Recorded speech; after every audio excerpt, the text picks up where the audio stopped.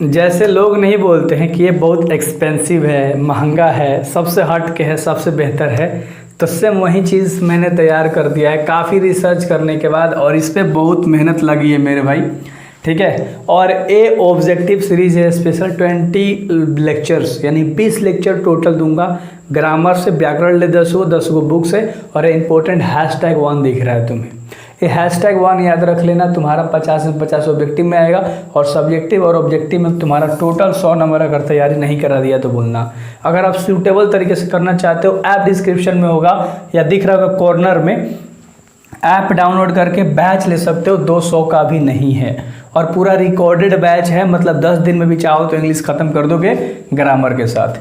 तो हम लोग इसमें ऑब्जेक्टिव करेंगे मेरे भाई। ठीक है, सबसे पहले सवाल के ऊपर हम लोग बढ़ते हैं, और पहला सवाल है हमारा, ये सीरीज याद रख लेना, काफ़ी मेहनत करके बनाया गया है। पहला सवाल है, निम्नलिखित में से कौन सी रचना बालकृष्ण भट्ट द्वारा रचित नहीं है।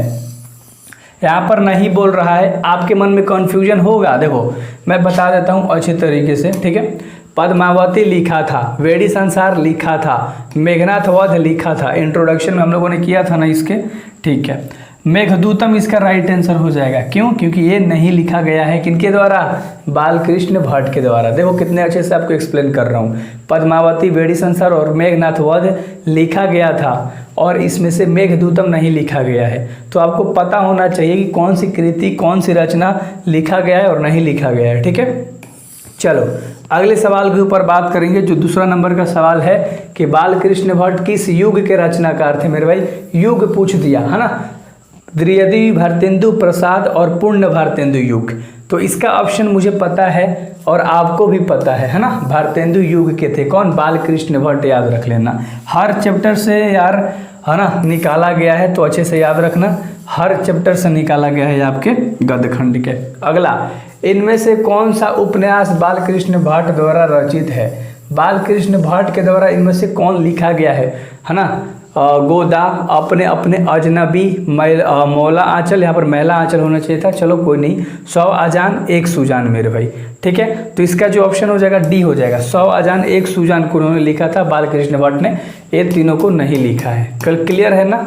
चलो, तो एक एक चीज़ को ऐसा क्वेश्चन लेकर आया हूँ जहाँ पर आपको ज़्यादा कन्फ्यूजन होगा, तो उसी तरह के सारे क्वेश्चंस आपको #1, #2, #3 में मिलेंगे डिस्क्रिप्शन में, और व्हाट्सएप ग्रुप का लिंक होगा, ज्वाइन हो जाना।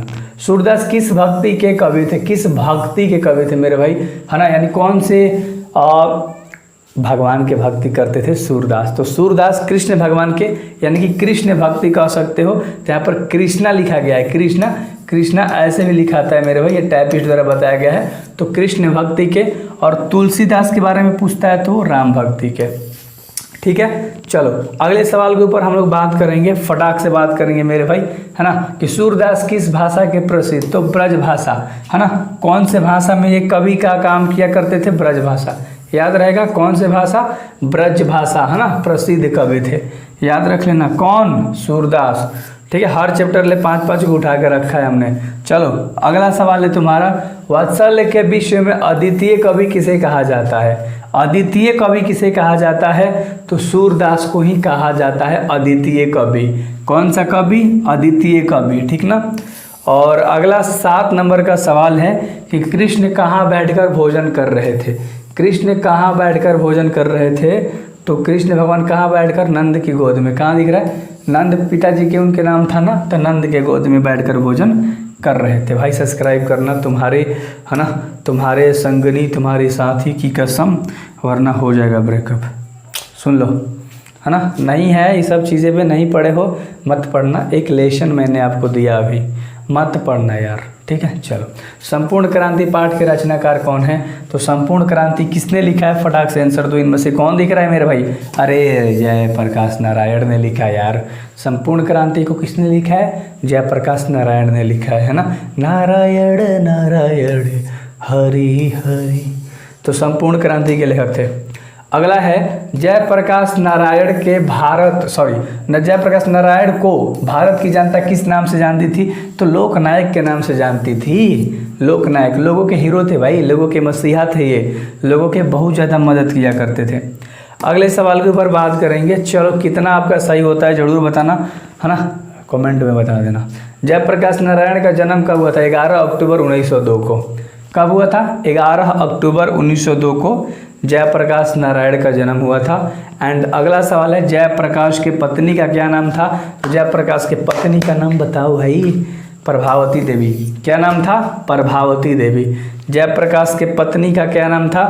प्रभावती देवी। ठीक है, अगला सवाल है तुम्हारा 12 नंबर का, अर्धनारीश्वर का किस विधा से संबंध है? अर्धनारीश्वर जो है चैप्टर आपका 4 चैप्टर, तो उस किस विधा से संबंध है मेरे भाई? तो विधा कौन सी है? निबंध। अर्धनारीश्वर निबंध है। चलो याद करते जाना, बताते जाना फटफट कितना तुम्हारा सही हो रहा है। सब इंपॉर्टेंट वाले क्वेश्चन है और ऑलरेडी मैंने चैप्टर वाइज करा रखा है, तो जाके देख सकते हो हर हिंदी के चैप्टर को। अर्धनारीश्वर पाठ के लेखक कौन है? अर्धनारीश्वर के पाठ के लेखक कौन है? रामधारी सिंह दिनकर। कौन है? रामधारी सिंह दिनकर ने अर्धनारीश्वर, आधा नारी और आधा पुरुष को लिखा है। अगला जो 14 नंबर का सवाल है, दिनकर जी का जन्म बिहार के किस जिले में हुआ था? दिनकर जी का जन्म पूछ रहे हैं, तो बेगूसराय में हुआ था। कहाँ हुआ था दिनकर जी का? अरे रामधारी सिंह दिनकर पूरा नाम है, भूलना मत, है ना। अगला सवाल है 15 नंबर का, टोटल 27 वो सवाल है। अर्धनारीश्वर किस युग से संबंध रखता है, समन्वय रखता है मेरे भाई? तो अर्धनारीश्वर का मतलब आधा नारी और आधा पुरुष, यानी नर और पुरुष दोनों के बारे में इस चैप्टर में बात करी गई है। अगला सवाल है 16 नंबर का, रोज इनमें से क्या है ना? रोज इनमें से क्या है आपको बताना है, फटाक से आंसर दो। क्या है? रोज कहानी है। हाँ चलो मेरे भाई, आपका कितना सही होता है फटाक से जवाब देना है। ज़्यादा वीडियो लंबा नहीं करूँगा, ठीक ना। किस पाठ में आया है? 3 बज गए कि 4 बज गए, 11 बज गए, एक किस चैप्टर में बात करी गई है? फटाक से आंसर दो। हाँ रोज चैप्टर, 5 चैप्टर है ना आपका, रोज चैप्टर 5 चैप्टर, रोज चैप्टर 5 चैप्टर, उसमें बात करा गया है। और अगला सवाल है, कौन सी कृति अज्ञेय जी की है? कौन सी कृति अज्ञेय जी की है मेरे भाई?